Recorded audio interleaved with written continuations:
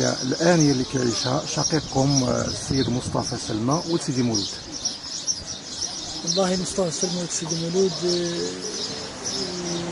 في علم الجميع من عام يوم 20 مايو الفايت، وهو يفرض إضراب عن الطعام أمام مخططات اللاجئين بالعاصمة الوطنية نواكشوط، واللي هو يعني اليوم يعني 25 يوم من إضراب مفتوح عن الطعام من أجل لم شمل عائلته، من أجل تمتيعه بأبسط حقوقه الإنسانية المتعلقة بتواجده وأبنائه الصغار اللي أكبرهم يعني 5 أبناء، أكبرهم سنا 15 سنة وأصغرهم سنا بنت مريم اللي كانت ازدادت في أيام رحلته اللي مشهورة باللي قادته للسجن داخل قناة بوليساريو على أثر الندوة الصحفية اللي كان قام بها في السمارة، الندوة التاريخية اللي كان يعلن فيها تأييد الحكم الذاتي كمقترح لحل المشكلة القائمة الآن، مشكل الصحراء أو مشكل جنوب المغرب.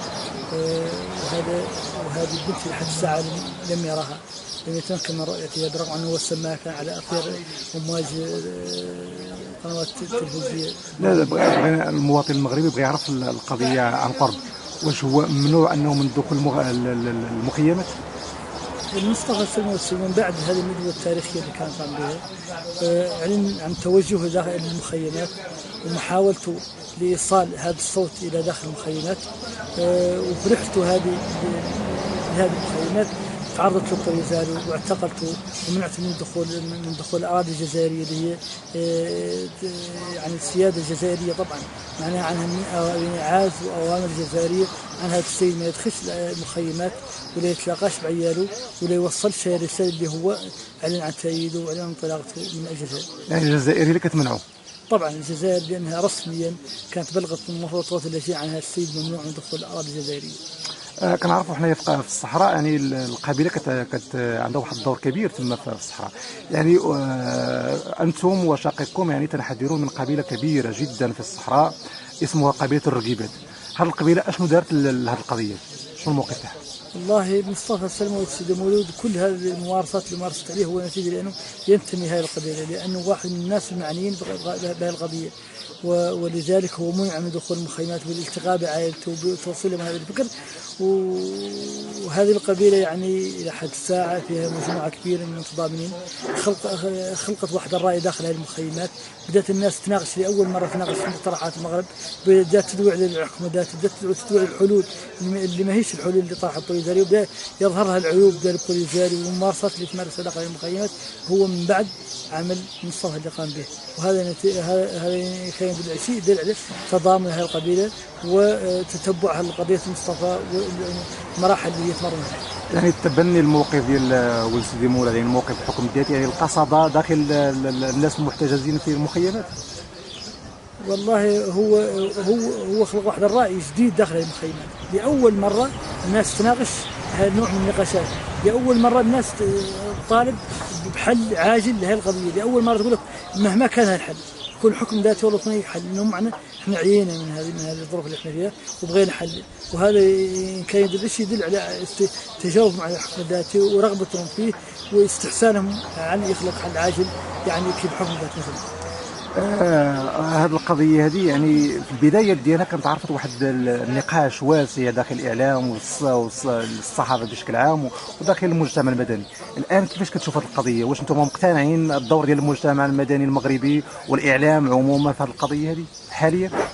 والله نحن نحس بهذا الفتور الواقع الان حاليا. هناك فتور لا في تعاطي المجتمع المدني ولا الصحفي، واللي ربما يكون عنده مسببات غير قضيه مصطفى، الظرفيه اللي جات فيها قضيه مصطفى، وهو الربيع العربي، المشاكل اللي واقعه في المشرق، الواقع السوري، الواقع في العالم، ربما تكون هي اللي خلتها. وثانيا تواجده داخل الاراضي الموريتانيه اللي هي يعني قليله هذا انتشار الاعلامي هذا، وجات بلاصه يعني بورة شبه سوداء يعني من ناحيه الاعلام، لذلك ربما يكون باش توصل هذه الفكره للصحافه المجتمع المدني هذا الشيء اللي يجعل فيها الفتور.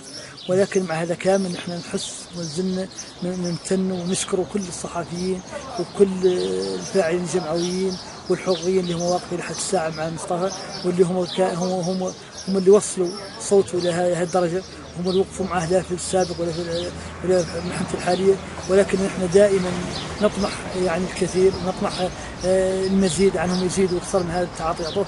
وما هو بدونهم ما كان وصل لهذه الدرجة، ولا كان نسمع صوته، ولا كان حتى العالم علم قضيته والله أعطاها اهتمام لهذا.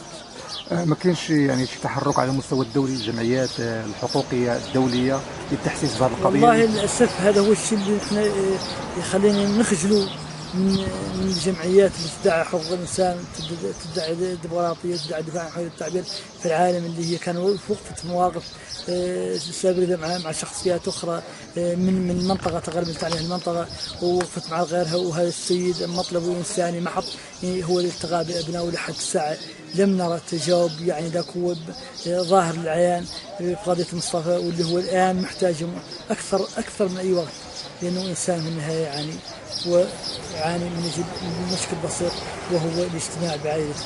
اخر رساله يمكن توجهها للقارئ المغربي؟